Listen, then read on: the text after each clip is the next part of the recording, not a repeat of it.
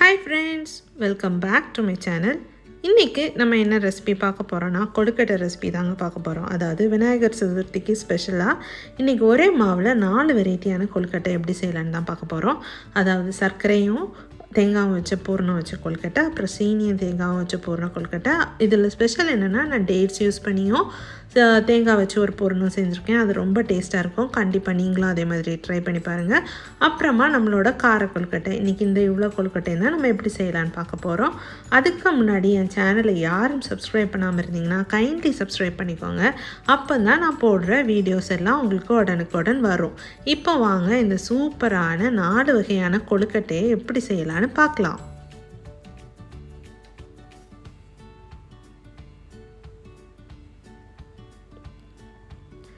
First வந்து நம்ம எல்லா கொழுக்கட்டைக்கும் பூரணத்தை ஃபஸ்ட்டு ரெடி பண்ணிடலாம். அதுக்கு ஃபஸ்ட்டு ஒரு பேனில் கொஞ்சமாக நெய் ஆட் பண்ணிக்கோங்க. 1 டேபிள் ஸ்பூன் அளவுக்கு நெய் ஆட் பண்ணிக்கோங்க. அதில் 1 கப்பு திருவன தேங்காய் ஆட் பண்ணிக்கோங்க.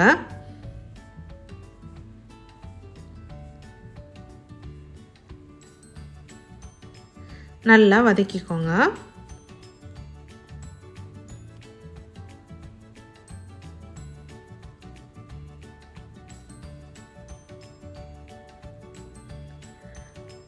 அது கூடவே 1/2 கப் வந்து பொடி பண்ண சர்க்கரையை சேர்த்துக்கோங்க. இதில் கல் மண் எதுவும் இல்லாததுனால நான் அப்படியே பொடி பண்ணி சேர்த்துக்கிட்டேன். இல்லைனா நீங்கள் அதை லைட்டாக மெல்ட் பண்ணிவிட்டு அதை ஃபில்டர் பண்ணி யூஸ் பண்ணிக்கோங்க. அப்போ அந்த கல் மண்ணெல்லாம் அதுலேருந்து வந்துடும். இப்போ இதையும் அது கூட சேர்த்து நல்லா மிக்ஸ் பண்ணிக்கோங்க.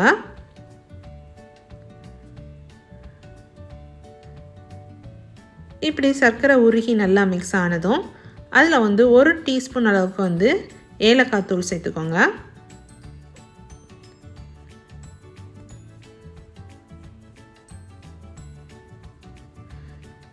அதையும் நல்லா மிக்ஸ் பண்ணி விட்டுருங்க.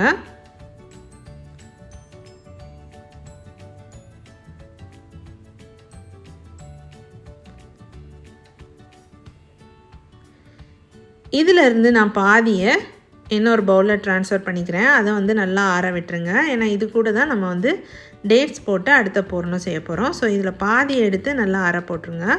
இப்போ இது கூட வந்து ஒரு 1/4 கப் வந்து டேட்ஸ் ஆட் பண்ணிக்கோங்க. பொடிசா நறுக்குன சீட்லெஸ் டேட்ஸ் எடுத்துக்கோங்க. அது கூடவே 25 கிராம் திராட்சை ஆட் பண்ணிக்கோங்க, உலர்ந்த திராட்சை. அது கூட வந்துட்டு ஒரு 15 கிராம் வந்துட்டு முந்திரி ஆட் பண்ணிக்கோங்க. அதையும் பொடிசா ஆட் பண்ணிக்கோங்க. வேறு எதுவும் நட்ஸ் உங்களுக்கு ஆட் பண்ணணுன்னு இருந்தால் கூட ஆட் பண்ணலாம். ஆனால் இந்த பூரணம் வந்து ரொம்ப டேஸ்ட்டாக இருக்கும். கண்டிப்பாக நீங்களும் இதே ட்ரை பண்ணி பாருங்கள். இதை வந்து நீங்கள் கொழுக்கட்டைக்கு மிடில் வச்சு சாப்பிட்ற டைம் ரொம்ப டேஸ்ட்டாக இருக்குது. ஸோ இது வந்து நீங்கள் கண்டிப்பாக ட்ரை பண்ணி பாருங்கள். அதையும் நல்லா மிக்ஸ் பண்ணிவிட்டு இப்போ அதையும் ஒரு தனியாக ஒரு பவுலில் எடுத்து வச்சு நல்லா ஆற வச்சுருங்க.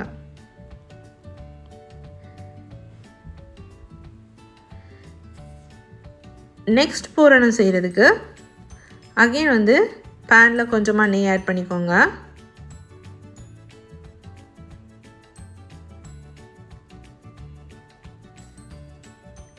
இப்போ இதில் வந்து 1/2 கப் வந்து தேங்காய் சேர்த்துக்கோங்க. அதையும் நல்லா வதக்கிக்கோங்க.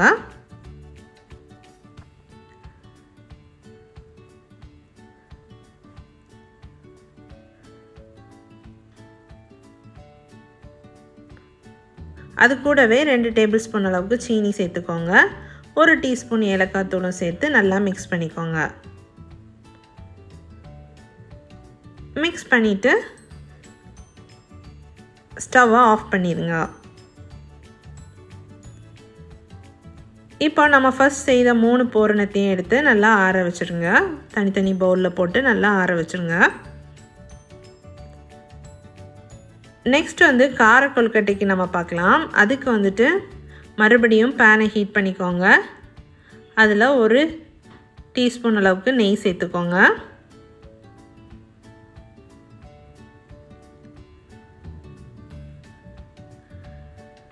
1/4 டீஸ்பூன் கடுகு சேர்த்துக்கோங்க. கடுகு நல்லா பொரியட்டும்.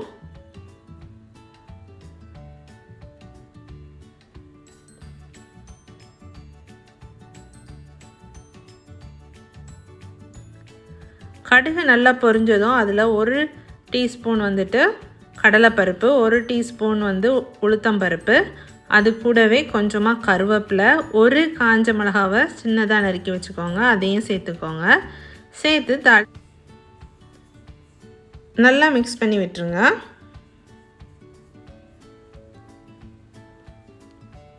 இப்போ இது கூடவே ஒரு 1/4 கப் வந்து துருவின தேங்காய் சேர்த்துக்கோங்க. சேர்த்து அதையும் நல்லா வதக்கி எடுத்துக்கோங்க. இப்போ இதையுமே நல்லா ஆற வச்சுருங்க. ஸ்டவ் ஆஃப் பண்ணிவிட்டு நல்லா ஆற வச்சுருங்க. இப்போ நம்ம வந்துட்டு மாவு செய்ய ரெடி பண்ணிடலாம். அதுக்கு கொஞ்சமாக தண்ணியை நல்லா சூடு பண்ணிக்கோங்க. நான் இன்றைக்கி 1/2 கப் மாவு எடுத்திருக்கேன். இந்த சைஸ் கப்புக்கு வந்து 1/2 கப் மாவு வந்து நான் எடுத்திருக்கேன். இதை தான் தனித்தனி போர்ஷனாக பிரித்து வந்துட்டு நான் வந்து ஒரு கொழுக்கட்டைக்கும் ஃபில் பண்ண போகிறேன், பூர்ணத்தை ஃபில் பண்ண போகிறேன். அதனால் நான் இன்றைக்கி 1/2 கப் மாவு எடுத்திருக்கேன். அது கூடவே உங்களுக்கு தேவையான அளவு உப்பு சேர்த்துக்கோங்க.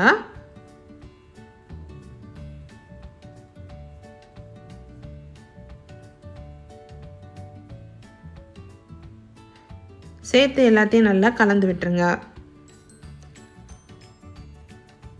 மாவு வந்து பச்சரிசி மாவு அதுதான் எடுத்திருக்கேன். இப்போ இதில் வந்து ஒரு 2 டேபிள் ஸ்பூன் அளவுக்கு கொஞ்சம் சூடான பால் ஆட் பண்ணிக்கோங்க. பால் ஆட் பண்ணுற டைம் வந்து நம்மளோட கொழுக்கட்டை மாவு வந்து நல்லா சாஃப்டாக வரும். ஸோ 2 டேபிள் ஸ்பூன் அளவுக்கு கொஞ்சம் சூடான பால் ஆட் பண்ணிக்கோங்க. அது கூடவே வந்து நம்ம கொதிக்க வச்ச தண்ணி ஆட் பண்ணிக்கோங்க. தண்ணியை கொஞ்சம் கொஞ்சமாக சேர்த்து நல்லா மிக்ஸ் பண்ணிக்கோங்க. ஒரேடியாக ஊற்றுனீங்கன்னா ரொம்ப தண்ணி ஆயிரும். இப்போ கை பொறுக்கிற சூடு வந்ததும் கை வச்சு எல்லாத்தையும் நல்லா மிக்ஸ் பண்ணிக்கோங்க. அப்போ தான் மாவு நல்லா மிக்ஸ் ஆகும். ஸோ கை வச்சு எல்லாத்தையும் நல்லா மிக்ஸ் பண்ணிக்கோங்க. இப்போ கொழுக்கட்டைக்கு அவுட்டர் மாவு ரெடி. இப்போ இதில் இருந்து ஒரு சின்ன போர்ஷனை எடுத்து நல்லா கையில் வச்சு இப்படி திரட்டிக்கோங்க. அதில் ஃபஸ்ட்டு வந்து நம்ம என்ன வைக்க போகிறோன்னா சர்க்கரையும் தேங்காயும் போட்டு செய்த பூரணத்தை தான் உள்ளாடி வைக்க போகிறோம்.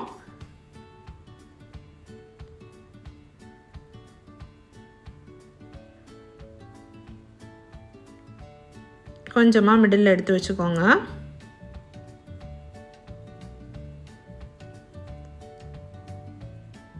வச்சுட்டு பூர்ணம் வெளியே வராத அளவுக்கு எல்லா சைடையும் நல்லா ஃபோல்ட் பண்ணி விட்டுருங்க ஃபஸ்ட்டு. அப்புறமா அதை உருண்டையாக உருட்டிக்கோங்க.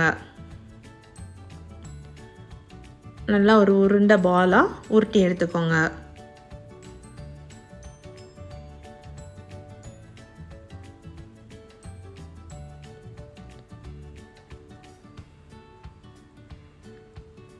நெக்ஸ்ட் வந்துட்டு நம்ம ரெடி பண்ணி வச்சுருக்கிற டேட்ஸ் போட்டு மிக்ஸ் பண்ணி வச்சுருந்த பூர்ணம் அதை வச்சிடலாம். அதே மாதிரி மிடில் வச்சுட்டு எல்லா சைடும் நல்லா ஃபோல்ட் பண்ணி விட்டுருங்க. இது நான் குட்டி பாலாக பிடிச்சி வைக்கிறேன். அப்போ உங்களுக்கு வெளியே வந்து பூர்ணம் ரொம்ப சிந்தாது. ஸோ அப்படி குட்டி பாலாக பிடிச்சி வச்சுட்டு இப்படி ஃபோல்ட் பண்ணி எடுத்துக்கோங்க. நல்லா உருட்டி எடுத்துக்கோங்க. ரவுண்டாக உருட்டி எடுத்துக்கோங்க.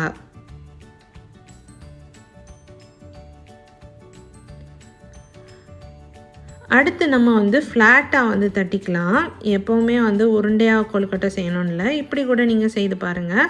அதுக்கு ஒரு வாழை இலையில் லைட்டாக நெய் தடவிட்டு இப்போ இந்த அரிசி மாவை வந்து நல்லா இப்படி தட்டையாக கை வச்சு தட்டிக்கோங்க. இப்போ அதில் வந்து நம்ம என்ன பூரணம் வைக்க போகிறோம்னா சீனியும் தேங்காயும் சேர்த்து செய்த பூரணம் தான்.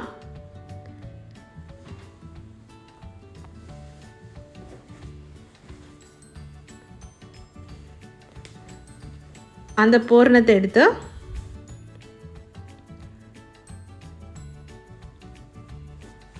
மிடில் வச்சுக்கோங்க.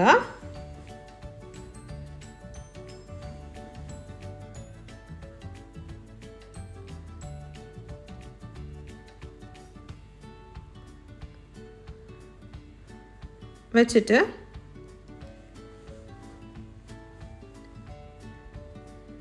இலையை ஃபோல்ட் பண்ணிக்கோங்க.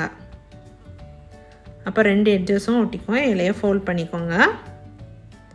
இது வாழை இலை இல்லைன்னா உங்களுக்கு பிளாஸ்டிக் கவர் இருந்துச்சுன்னா கூட அதை கூட யூஸ் பண்ணிக்கலாம். இதை மெதுவாக எடுத்து அப்படியே ஃபோல்ட் பண்ணிடுங்க. இப்போ எட்ஜஸ் எல்லாம் நல்லா ப்ரெஸ் பண்ணி விட்டுருங்க. அப்போ நம்ம பூரணம் வந்து வெளியே வராது.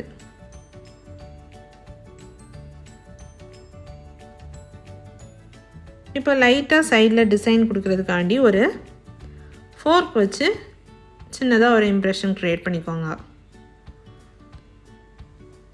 இப்போ அகெயின் வந்துட்டு கொழுக்கட்டை வந்து பால் மாதிரி மட்டும் இல்லை, இப்போ நான் செய்கிறது மாதிரி கூட நீங்கள் செய்து வைக்கலாம். இது வந்து நமக்கு கடையில் கிடைக்கிற மோல்டு மாதிரி நம்ம பிடிச்சி வச்சுக்கலாம். இப்படி பிடிச்சி வச்சுக்கோங்க.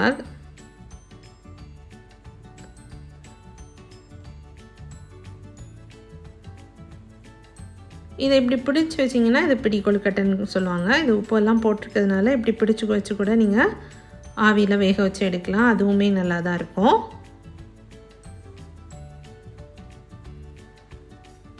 நெக்ஸ்ட் அதே மாதிரி வாழை இலையில் உங்களுக்கு என்ன ஃபில்லிங்ஸ் வேணுமோ அதை வச்சுட்டு இப்படி கூட 2 கொழுக்கட்டை செஞ்சு வைக்கலாம். அது மாதிரியே ஃபோல்ட் பண்ணி எடுத்துக்கோங்க. எடுத்துகிட்டு சைட்ஸ் எல்லாம் லைட்டாக டிசைன் பண்ணி விட்டுக்கோங்க. ஃபஸ்ட் ப்ரெஸ் பண்ணி விட்டுட்டு அதுக்கப்புறமா ஃபோர்க் வச்சு டிசைன் பண்ணிக்கோங்க. ஃபைனலாக வந்து நம்ம கார கொழுக்கட்டை செஞ்சிடலாம். அதுக்கு மீதி இருக்கிற மாவில் வந்து நம்ம தாளித்து எடுத்த எல்லாத்தையும் மிக்ஸ் பண்ணிக்கோங்க. தேங்காய் எல்லாத்தையும் நல்லா மிக்ஸ் பண்ணிக்கோங்க.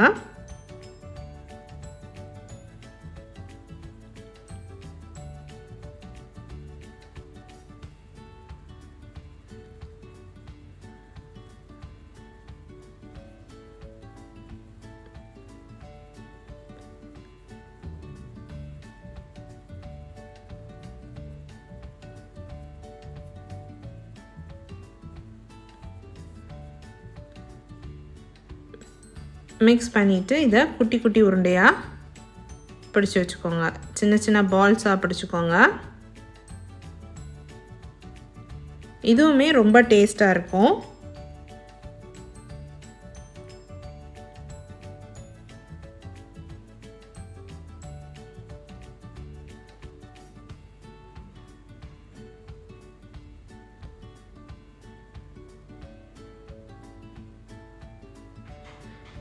இப்போ எல்லாத்தையும் வந்து நம்ம ஸ்டீமரில் அரேஞ்ச் பண்ணிக்கலாம். இப்போ ஸ்டீமர்லன்னா கூட நீங்கள் இட்லி குக்கரில் கூட ஒரு துணி போட்டு இட்லி பிளேட்டில் அதில் இதை வச்சு வேக வச்சு ஆவியில் வேக வச்சு எடுக்கலாம். இப்போ எல்லாத்தையும் அரேஞ்ச் பண்ணிக்கோங்க. எல்லா கொழுக்கட்டையும் ஸ்டீமரில் வச்சு எடுத்துடலாம்.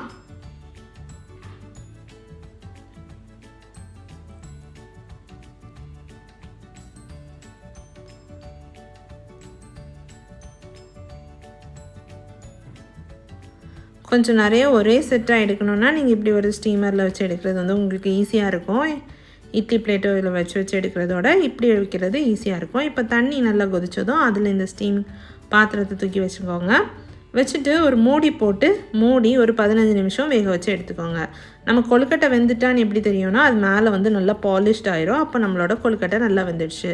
இந்த லைட் ப்ரௌனாக இருக்கிறது என்னென்னா நம்மளோட மீதி இருந்த எல்லா ஸ்வீட் பூர்ணத்தையும் சேர்த்து மிக்ஸ் பண்ணி மாவில் நான் இந்த மாதிரி கொழுக்கட்டையாக பிடிச்சி எடுத்துக்கிறேன். அதுவும் ரொம்ப டேஸ்ட்டாக இருந்துச்சு. ஸோ கண்டிப்பாக நீங்களும் இந்த மாதிரி ட்ரை பண்ணி பாருங்கள். ரொம்ப ஈஸியாக நம்ம வந்து 4 விதமான கொழுக்கட்டை வந்து ஒரே மாவில் வந்து சூப்பராக செஞ்சிடலாம். அதில் இந்த டேட்ஸ் பூர்ணம் வச்ச கொழுக்கட்டை கண்டிப்பாக நீங்கள் ட்ரை பண்ணி பார்க்கணும். அது ரொம்ப ரொம்ப டேஸ்டியாக இருக்கும். ஸோ இது மாதிரி இந்த விநாயகர் சதுர்த்திக்கு நீங்கள் கண்டிப்பாக இந்த கொழுக்கட்டையெல்லாம் உங்கள் வீட்டில் ட்ரை பண்ணி பாருங்கள்.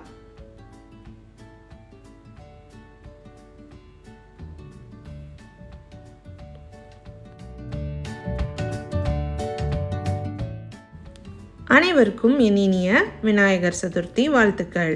என் ரெசிபிஸ் உங்களுக்கு பிடிச்சிருந்துச்சுன்னா மறக்காமல் என் சேனலை சப்ஸ்கிரைப் பண்ணுங்கள், லைக் பண்ணுங்கள், ஷேர் பண்ணுங்கள். தேங்க்யூ.